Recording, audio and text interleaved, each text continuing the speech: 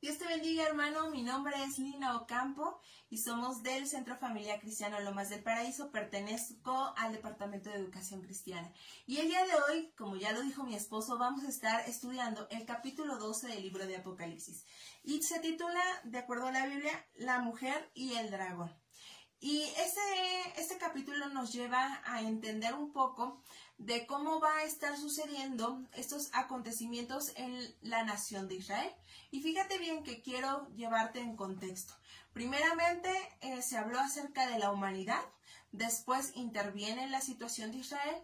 Se hace una pausa breve para comprender o para visualizar el tiempo de adoración a Dios, pero se retoma nuevamente la nación de Israel en el capítulo 12.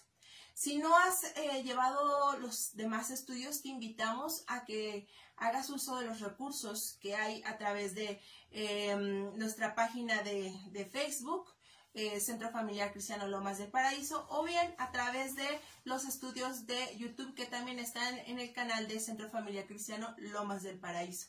La intención, hermano, es que podamos juntamente crecer a través de estos estudios. Por eso te invito a que también tomes nota y nos acompañes con la lectura bíblica. Así que vamos a comenzar con el primer y segundo versículo del libro de Apocalipsis capítulo 12. Y dice así la escritura: apareció en el cielo una gran señal, una mujer vestida de sol, con la luna debajo de sus pies, y sobre su cabeza una corona de 12 estrellas. Y estando encinta, clamaba con dolores de parto en la angustia del alumbramiento. Este capítulo nos comienza diciendo acerca de una gran señal.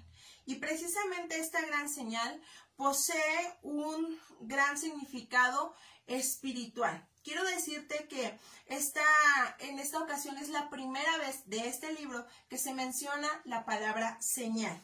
Por lo tanto, sugiere que hay una gran profundidad en lo que se va a enseñar. ¿A qué me refiero? A que la palabra señal no era desconocida para el pueblo judío. De hecho, quiero decirte que el pueblo de Israel constantemente pedía a Dios señales y a las cuales Dios siempre contestaba sus señales. Pero lo curioso es que el pueblo de Israel no hacía caso a esas señales. Entonces, esto nos lleva a identificar que cuando se utiliza esta palabra señal, se da a entender que Dios está detrás de todo esto, es decir, algo sobrenatural está pasando. Y esta palabra que aparece aquí, señal, está dedicada también para que el pueblo de Israel pueda entender lo que está sucediendo. ¿Cuál es la descripción de esta gran señal? Su descripción es una mujer vestida de sol, con la luna debajo de sus pies y sobre su cabeza una corona de 12 estrellas. Vamos a ver cuál es su significado. Este significado nos lleva a esta palabra, o esta descripción de la mujer que aparece en este capítulo, nos lleva a remontarnos al Antiguo Testamento. No sé si tú recuerdas aquel sueño de José. Este sueño aparece en Génesis capítulo 37, versículo 9. Y José está relatando su sueño ante su padre y por ahí resalta un poco de envidia por el significado del sueño. Dice que ve al sol y a la luna y a las 11 estrellas postrándose delante de él. Quiero decirte que precisamente estos elementos hacen énfasis o constituyen lo que es la nación de Israel. Es decir, las estrellas representan las tribus de Israel. Y estos mismos elementos que aparecen en Génesis capítulo 37, versículo 9, son los mismos elementos que se repiten en esta ocasión de Apocalipsis capítulo 12. Por eso es que la mujer es la nación de Israel. Vamos a ver qué dice el siguiente versículo, que es el versículo 2, que ya le dimos lectura, pero vamos a repasarlo. Dice así: y estando encinta, clamaba con dolores de parto en angustia del alumbramiento. ¿Cuál es su estado? Está encinta y por lo tanto también tiene dolores de parto. El dolor de parto es un dolor profundo. Las mujeres que han podido dar a luz o que han tenido pequeños hijos pueden entender este texto que dice que es dolores de parto. Se entiende que son dolores profundos, por lo tanto hay un clamor y una angustia del alumbramiento. Es decir, en ese momento tan doloroso está sucediendo estas cosas. A través del Antiguo Testamento, hay varios profetas como Isaías, Oseas, Miqueas, que compara a Israel con una mujer en dolores de parto, con la angustia del alumbramiento. Esto precisamente añade la profundidad de este texto. Ahora vamos a ver por qué es importante esta comparación y esa la vamos a estudiar unos versículos más adelante. Continuamos con el siguiente versículo. También apareció otra señal en el cielo. He aquí un gran dragón escarlata que tenía 7 cabezas y 10 cuernos, y en sus cabezas 7 diademas. Esta es la segunda señal, el dragón. Y precisamente quiero comentarte que en el Antiguo Testamento la Biblia hace varias referencias acerca de animales o cosas extrañas y enormes como esta. En el Salmo 74:14 se habla de Leviatán. En Ezequiel capítulo 29:3 se menciona o se compara a Faraón con un dragón en medio de los ríos. En el libro de Job capítulo 40 versículo 18 se menciona a Behemoth o Behemoth. Y pues esto ayuda a encontrar el contexto en el cual el pueblo de Israel puede identificar al dragón. Esto quiere decir que al recordar todos estos pasajes o todas estas historias donde se habla acerca de algo extraño como este dragón, el pueblo de Israel podía entender que se trataba del gran enemigo del pueblo de Dios. ¿Cuál es su identidad? Pues su identidad se da a conocer hasta el versículo 9, pero desde este momento podemos estudiar y podemos entender que es Satanás.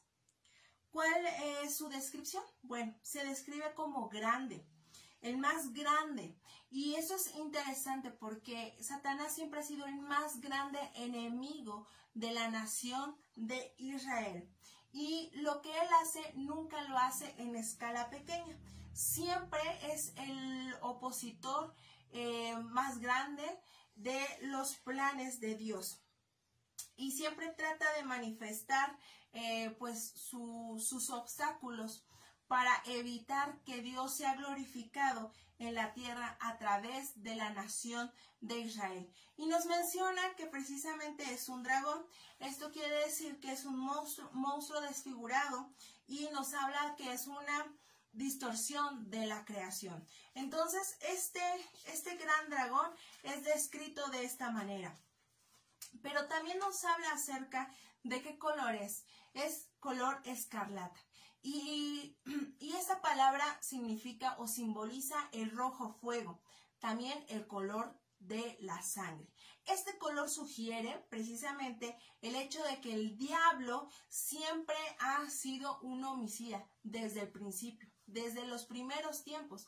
Entonces imagínate ver el dragón de ese color sangre, un color que realmente demuestra cuál es su naturaleza pecaminosa, homicida, ¿verdad? Esta comparación es muy interesante entre la mujer, quien está vestida de gloria, y Satanás, quien está vestido o quien está cubierto de sangre. Es muy interesante esta comparación. También nos describe que tiene 7 cabezas. El número 7 significa o sugiere la perfecta plenitud. Y las cabezas señalan la concentración de liderazgo, sabiduría o inteligencia con propósito. Esto es muy importante porque quiere decir que las 7 cabezas simbolizan la perfecta soberanía y astucia con lo que va a realizar sus planes. Esto nos hace ver qué tan fuerte es en este momento la descripción de este dragón. También nos menciona 10 cuernos. El cuerno simboliza el poder. De hecho, tú puedes revisar otro libro que hace referencia a varios elementos que aparecen en Apocalipsis, es el libro de Daniel. Y los cuernos simbolizan el poder. El número 10 es la plenitud humana. Entonces, esto nos indica que su poder humano será completo. También nos habla de 7 diademas. Como ya lo dije, el número 7 es la perfección. Entonces las diademas simbolizan como una especie de, o era un tipo de corona que simbolizaba autoridad. Entonces hasta este momento podemos ver 7 cabezas, 10 cuernos y 7 diademas. ¿Qué simbolizan las diademas? Las diademas simbolizan una autoridad total sobre el imperio del mal. Es decir, que va a tener un control total.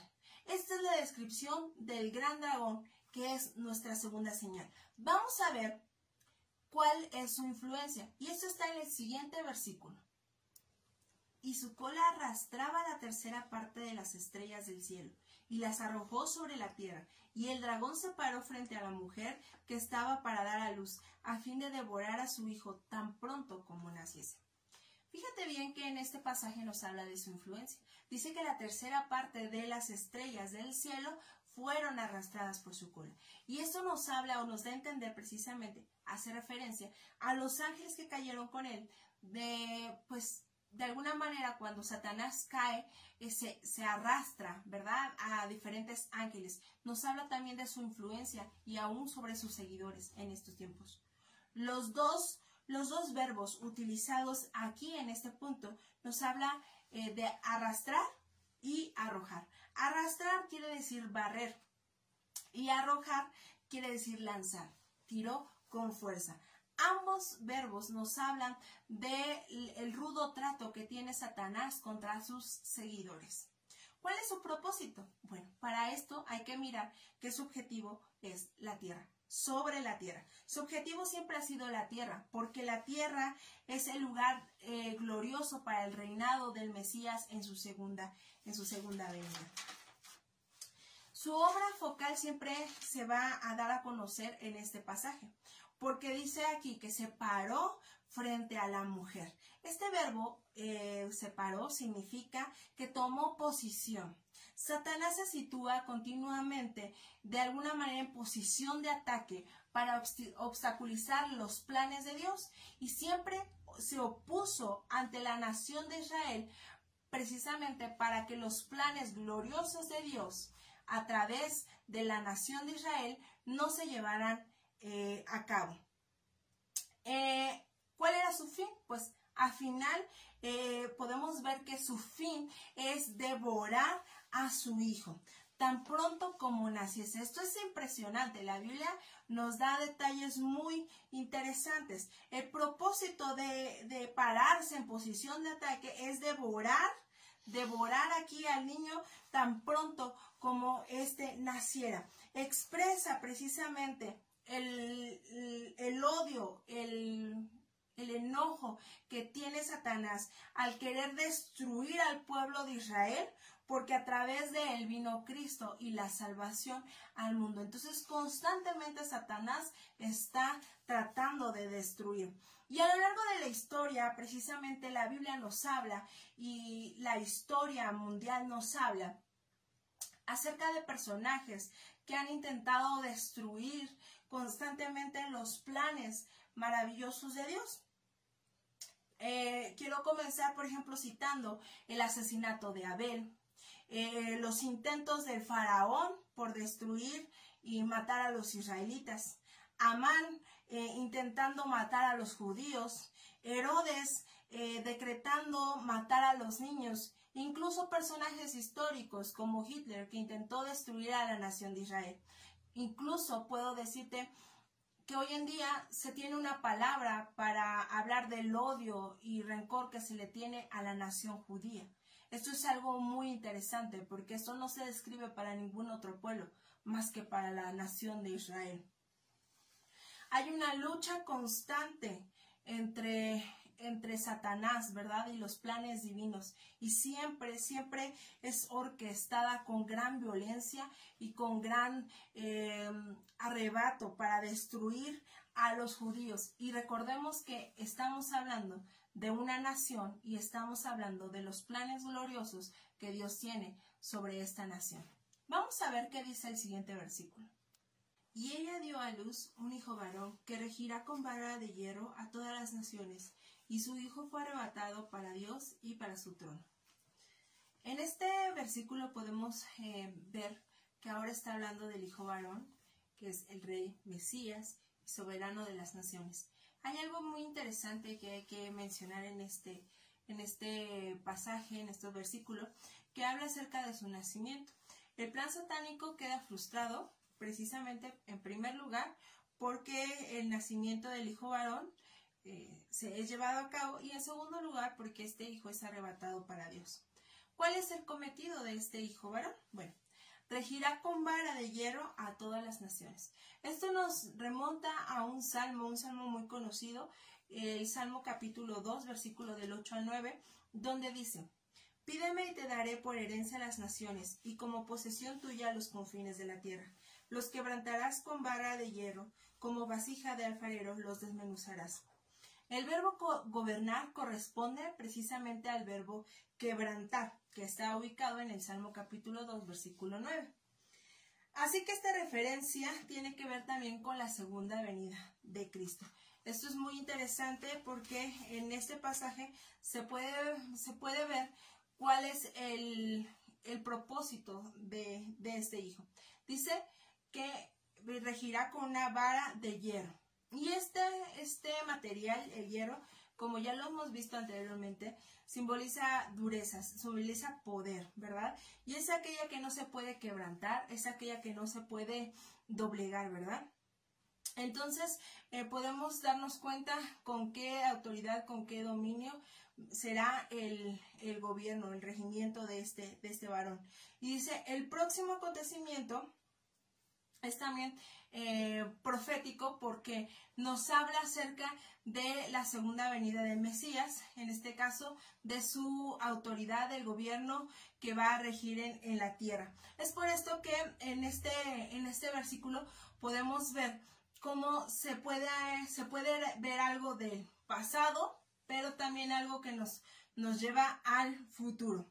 Y nos habla acerca de su triunfo. Dice, en este versículo nos dice, a todas las naciones, y su hijo fue arrebatado para Dios y para su trono.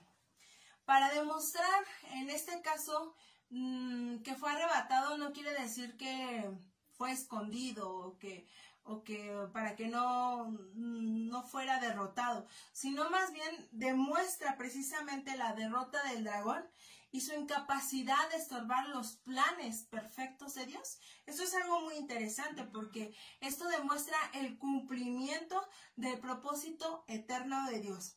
El varón hijo será arrebatado para ocupar el sitio. De hecho, si se pueden dar cuenta, dice arrebatado para Dios y para su trono. Nos dice de las dos veces la preposición para, ¿verdad? Y eso nos hace énfasis. ¿A dónde? ¿Para qué? El hijo varón es arrebatado para ocupar el sitio de privilegio junto al Padre Celestial, para su trono. Entonces, este versículo nos demuestra su victoria, su triunfo. Vamos a ver qué dice el siguiente. Y la mujer huyó al desierto, donde tiene un lugar preparado por Dios, para que allí la sustenten por 1260 días. En este pasaje podemos mirar acerca de la protección divina de la mujer nación. Y es algo muy interesante que se hable del desierto. El desierto es un lugar de disciplina, pero también de sustento. Recordemos aquel pasaje bíblico, historia que conocemos por muchos, es la historia del pueblo de Dios cuando moraba en Egipto. Dios los saca de Egipto y los lleva y los conduce al desierto. Pero en el desierto mostró una disciplina hacia con ellos, pero en medio de esa disciplina también hubo sustento. El desierto es un lugar de disciplina y de sustento.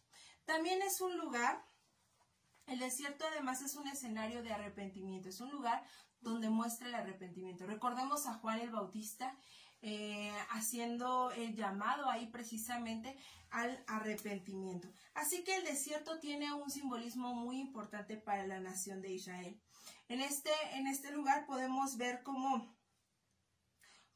va a ser llevada al desierto y podemos darnos cuenta que en esta segunda mitad de la tribulación el anticristo lanzará su persecución contra la descendencia de Israel. También es muy importante aclarar que acerca de que el desierto fue preparado por Dios. Esto nos habla de un sustento, una provisión perfecta de parte de Dios. A mí me sorprende mucho esto, mis hermanos, porque muchas veces podemos mirar la prueba, la situación, la dificultad, pero no vemos cómo es que Dios ya ha preparado el sustento, cómo es que Dios ya ha preparado la salvación, cómo es que Dios ya ha preparado todo. Yo pensaba en el aspecto de antes de que cayera el hombre, antes de que el hombre pecara, Dios ya tenía preparado también la provisión de la salvación, tenía preparado absolutamente todo.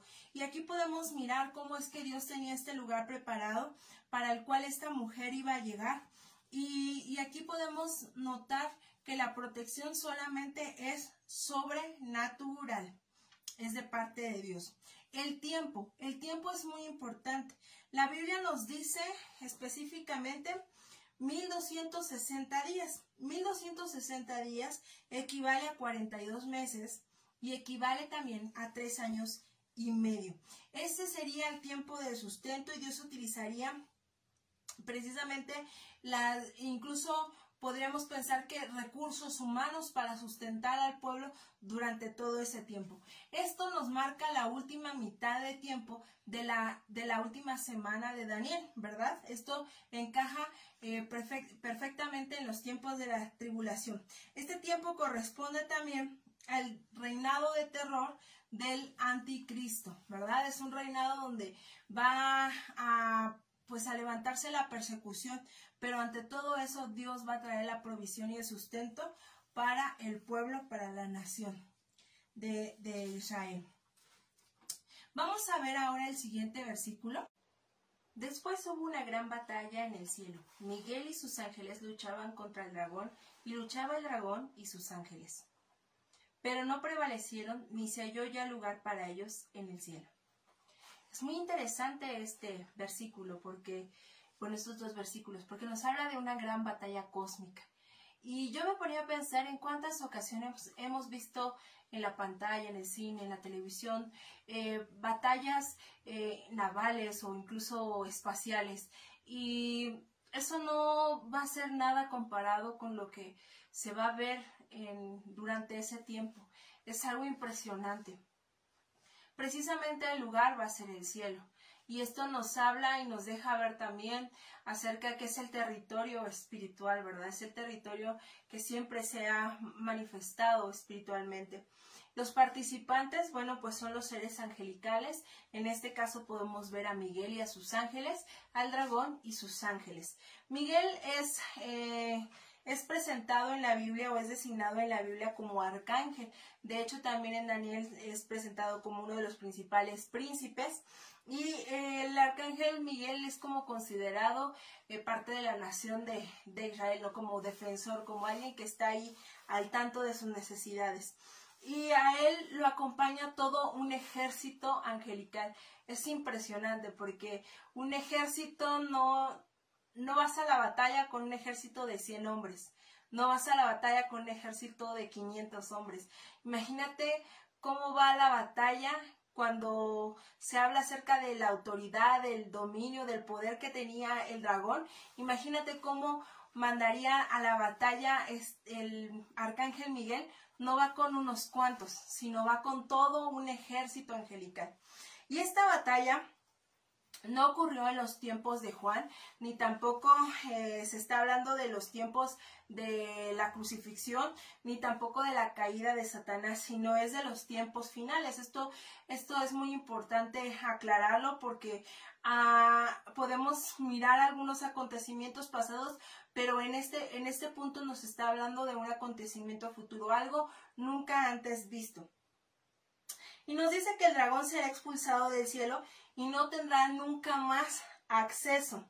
Esto es algo bien importante porque a lo largo de la escritura podemos ver algunos pasajes donde todavía se ve al acusador yendo delante de Dios y decir, bueno, aquí tengo esto, ¿no? Contra esta persona, aquí, ¿qué te parece esto con esta persona, no? Entonces podemos ver que en este punto ya no va a tener acceso, ¿no? Ya no va a tener nada de acceso. Pero esto precisamente va a despertar una gran ira. Y por eso es que se habla de que este tiempo va a ser el tiempo más difícil para la nación de Israel, porque habrá mucho odio, mucho enojo y su persecución se aumentará cada vez más. Durante este tiempo podemos ver que dice en este versículo, pero no prevalecieron. La palabra no prevalecieron es un verbo que habla de forma futura, pero a la vez está indicando algo que es un hecho realizado. Esto es impresionante, porque aunque es un hecho futuro, y muchas veces el futuro lo marcamos como incierto, como algo que puede ser, que no puede ser, puede pasar, no puede pasar. En este caso, este verbo está utilizando un tiempo donde marca el futuro, pero a la vez está indicando algo que está realizado. El dragón y sus ángeles no serán capaces de combatir con éxito. Esto es muy impresionante porque el arcángel Miguel y todo su ejército lo va a lograr vencer. Dice aquí en la escritura, ni se halló ya lugar para ellos en el cielo. Esto nos demuestra precisamente que fue lanzado, fue arrojado y este versículo nos habla acerca de que ya no hay sitio para él, para gobernar, para tener autoridad, para tener acceso en el cielo. El siguiente versículo dice de esta manera: y fue lanzado fuera el dragón, la serpiente antigua, que se llama Diablo, Satanás, el cual engaña al mundo entero, fue arrojado a la tierra y sus ángeles fueron arrojados con él. Fíjate bien los calificativos que utiliza aquí. 1, el gran dragón. 2, la serpiente antigua. Esto hace referencia precisamente a la serpiente que tentó ahí en Génesis y que provoca la caída del hombre, ¿verdad? Y hablar de antigua también es importante este calificativo que le dan. Recordemos que la serpiente también es marcada como un animal astuto, ¿sí? En este punto es su astucia para poder engañar. Diablo y Satanás. Diablo quiere decir calumniador o acusador y Satanás es el adversario. Entonces fíjate bien cómo hace énfasis en estos calificativos. La actividad principal de Satanás siempre va a ser destruir la obra de Cristo, destruir la obra, las promesas, destruir todo lo que Dios ha preparado. Por eso es que la Biblia nos marca en 1 de Pedro 5:8 que el diablo está como león rugiente, ¿verdad? Buscando a quien devorar. Y esto nos lleva al punto donde que podemos ver cómo es que siempre él está listo para pelear, siempre está listo para defenderse. Pero la palabra de Dios nos lleva también a nosotros a estar firmes. Es por eso que este Satanás es designado como el padre de mentira, porque siempre está llenando de engaño, robando la paz de los hombres, queriendo que los hombres pierdan las promesas y las bendiciones de Dios. Los cristianos debemos de recordar que solamente podemos resistir y vencer a Satanás con Dios, con Cristo. No hay de otra. Y bueno, por último dice aquí que fue arrojado a la tierra. Vamos a ver qué dice el siguiente versículo. Entonces oí una gran voz en el cielo que decía: ahora ha venido la salvación, el poder y el reino de nuestro Dios y la autoridad de su Cristo. Porque ha sido lanzado fuera el acusador de nuestros hermanos, el que los acusaba delante de nuestro Dios día y noche. y ellos le han vencido por medio de la sangre del Cordero y de la palabra del testimonio de ellos. Menospreciaron sus vidas hasta la muerte. Por lo cual, alegraos cielos, y los que moráis en ellos. Ay de los moradores de la tierra, del mar, porque el diablo ha descendido a vosotros con gran ira, sabiendo que tiene poco tiempo. Fíjate bien que decía en el versículo anterior, antes de pasar estos pasajes, que decía que sus ángeles fueron arrojados con él, fueron arrojados a la tierra. Este tiempo de la tribulación será el que más experimente de alguna manera la actividad satánica. Y eso va a ser algo muy fuerte. Creo que en todo el tiempo de la historia no hemos vivido algo así.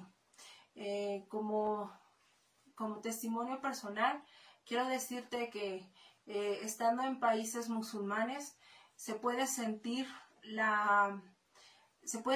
ambiente espiritual hostil. Incluso puedes sentir cómo se está obrando satánicamente en esos sitios porque están siendo sus ojos velados para ver el verdadero Mesías, Cristo, ¿verdad? Se enseña como maestro en esos lugares, como un buen profeta. Y es muy interesante notar que en estos tiempos podemos entrar a ciertos lugares o podemos pisar ciertos lugares y sentir que hay algo espiritual en esos lugares, que hay algo que se está moviendo, que hay actividad satánica en ese sitio. Ahora imagínate que todo lo que habíamos visto del dragón, la serpiente antigua, el diablo y Satanás van a ser arrojados a la tierra con todo, ¿verdad? Con todo. Porque precisamente va a haber un tiempo, ¿verdad? En que la tierra va a sufrir este tipo de actividad. Y después de esto llegan estos versículos muy interesantes, porque dice que entonces oí una gran voz del cielo que decía, ahora ha venido la salvación. Muy interesante esto, porque aparece esta voz y de aquí se desprende una hermosa doxología que reconoce al Dios Padre, reconoce a Dios Hijo. Y esa expresión que dice, ahora ha venido, es una frase nuevamente que expresa un futuro, pero también expresa algo que ya está realizado, algo que ya se hizo. Y nos dice qué es lo que ha venido. Dice la salvación. Esto habla de la liberación completa de Satanás, el gran esclavizador, el que ha estado mintiendo, el que ha estado acusando, el que ha estado sometiendo a la humanidad, ¿verdad? De esa manera va a venir la salvación. Y nos dice también aquí el poder de Dios, que no es comparado con nada, es un poder sobrenatural, un poder que puede destruir cualquier hueste de maldad, que puede destruir cualquier obstáculo y argumento que se levante. Dice, el reino de nuestro Dios, y el reino de nuestro Dios, precisamente hablando del reino del Mesías, cuando venga en gloria y majestad, ¿verdad? Cuando venga algo que Él que ya se ha prometido, va a ser un hecho, ¿verdad? Y dice, y la autoridad de su Cristo, el derecho y la potestad que tiene el Mesías. El Cristo, que quiere decir el ungido, ¿verdad? El que fue apartado para hacer estas cosas específicamente. Nadie más podía hacerlas, solamente Él es digno, ¿verdad?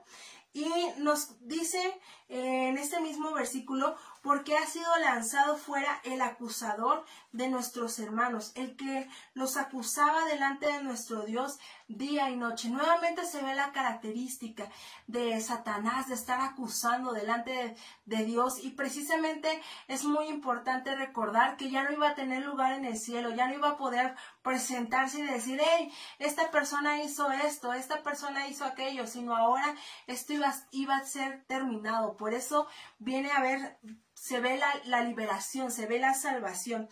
Y dice aquí en el siguiente versículo, y ellos le han vencido por medio de la sangre del Cordero y de la palabra del testimonio de ellos, y menospreciaron sus vidas hasta la muerte. Fíjate qué impresionante es esto. Estos versículos nos hablan de algo hermosísimo, porque dice, ellos le han le han vencido por medio de que no bajo sus fuerzas, no bajo su conocimiento, no bajo lo que ellos son, sino por medio de la sangre de Cristo, la sangre del Cordero que fue derramada en la cruz y que sigue estando presente, ¿verdad? En estos tiempos de la humanidad, y la palabra del testimonio de ellos, y menospreciaron sus vidas hasta la muerte. Fíjate bien que van a preferir morir que rendirse, ¿verdad? Ante las autoridades del anticristo. Vamos a continuar con el siguiente versículo. Versículo 12. Por lo cual alegraos cielos y los que moráis en ellos. Ay de los moradores de la tierra y del mar, porque el diablo ha descendido a vosotros con gran ira, sabiendo que tiene poco tiempo. Es interesante este versículo y lo volví a leer porque hay que enfatizar precisamente en que es el gozo, la alegría que hay en los cielos. La razón es porque Satanás ya no va a tener acceso al cielo y los ángeles se regocijan. Pero hay aquí una exclamación que dice: ay de los moradores de la tierra y del mar, porque el diablo ha descendido a vosotros con gran ira. Y aquí nos habla precisamente de que el descenso de Satanás va a crear grandes estragos en la humanidad. Muchísimos van a padecer. Su descenso será con gran ira. Y esta palabra gran ira nos dice que nos dice un verbo que está hirviendo en ira, es decir, un enojo como nunca, ¿verdad? Y la razón es porque tiene poco tiempo. Estamos hablando que la escritura nos muestra que va a tener tan solo 3 años y medio para hacer toda su actividad satánica en la tierra. Entonces es muy interesante este versículo y nos enfoca precisamente al siguiente versículo. Y cuando vio al dragón que había sido arrojado a la tierra, persiguió a la mujer que había dado a luz al hijo varón. Y se le dieron a la mujer las 2 alas de la gran águila, para que volase delante de la serpiente al desierto, a su lugar donde es sustentada por un tiempo y tiempos y la mitad de un tiempo. En este pasaje podemos ver la causa precisamente de la persecución. Satanás quiere destruir a la nación para evitar que se cumpla el pacto abrámico. Ese pacto que se dio desde el libro de Génesis y que todavía Dios lo sigue sustentando y lo sigue guardando para esos tiempos futuros. Por eso es que Satanás está tan interesado en destruir a esta nación. Pero en los siguientes versículos podemos ver cómo la protección divina de Dios es la sobrenatural, es la que permanece. Fíjate bien cómo es que en este pasaje dice que se le dieron 2 alas. Y para empezar quisiera explicar que este verbo de se le dieron significa que Dios es quien le da. Dios es quien está al tanto de la situación, al tanto de la nación.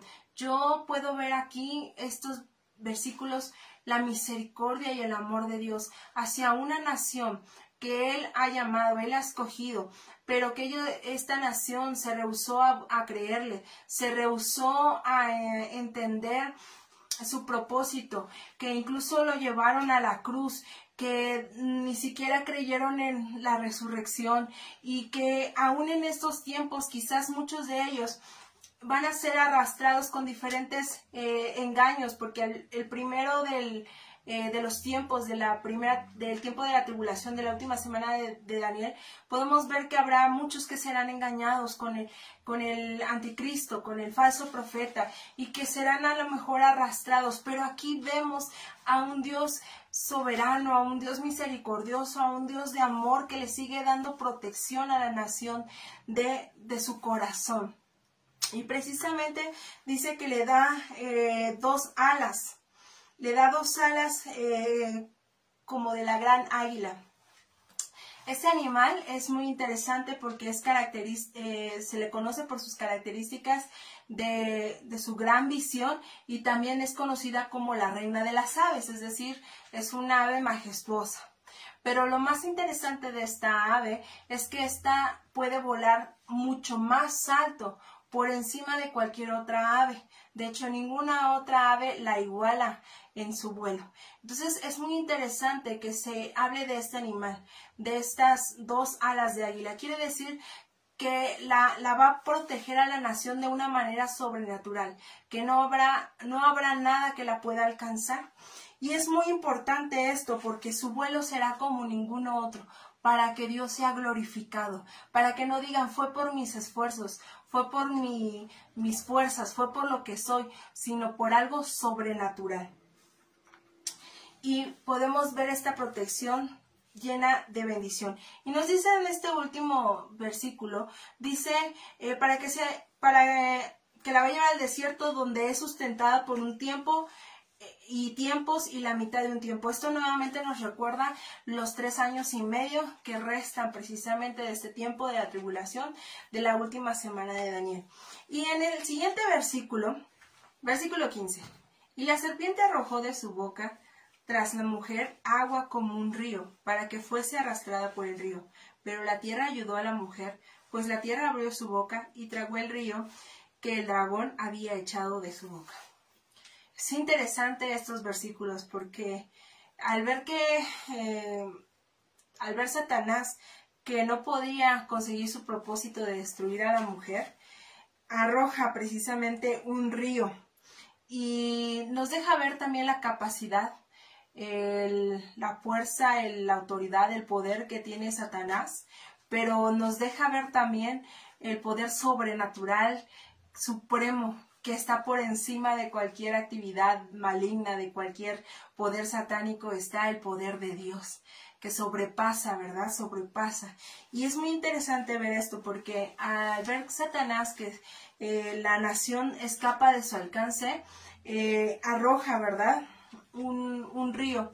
Pero nuevamente vemos la protección divina de parte de Dios. Una y otra vez, la gracia, la misericordia, la protección de Dios. Esto me hace recordar de cómo es que el pueblo de Dios, mientras caminaba en el desierto, muchas veces se quejó contra Dios, muchas veces pecó contra Dios, se volvió en contra de Dios. Y cuántas veces Dios nuevamente traía de una manera sobrenatural el sustento en medio del desierto.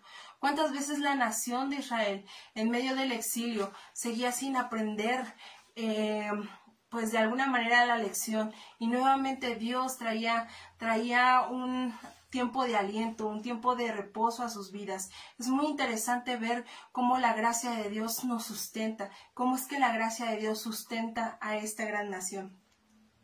Y dice aquí en este versículo que la tierra abrió su boca y se tragó el río. Nos remonta un poco al versículo, al capítulo 15 del libro de Éxodo, del cántico de liberación del pueblo de Egipto. Precisamente en este cántico se hace referencia a esto. En este cántico dice que extendiste tu diestra y la tierra los tragó. Es muy interesante cómo es que hace referencia también a alguien que los perseguía y en este momento también a alguien que perseguía a la nación.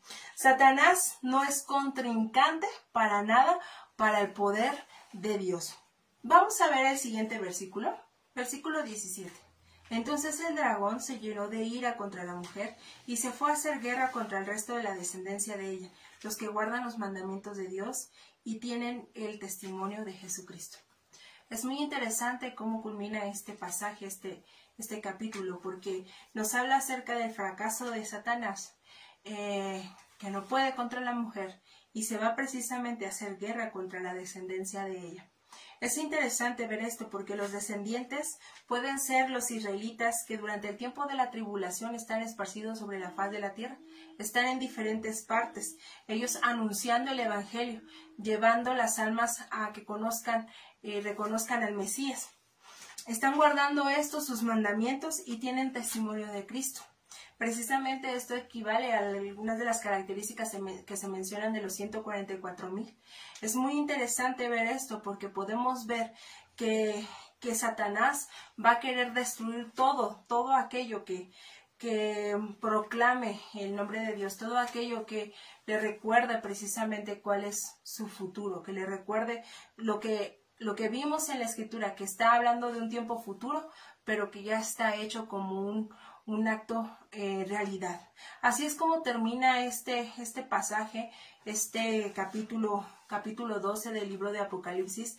Nos lleva a entender que estamos hablando de la nación de Israel, nos lleva a entender cómo es que Satanás siempre ha querido destruir esta nación y ha querido destruir el pacto que Dios tiene con esta nación.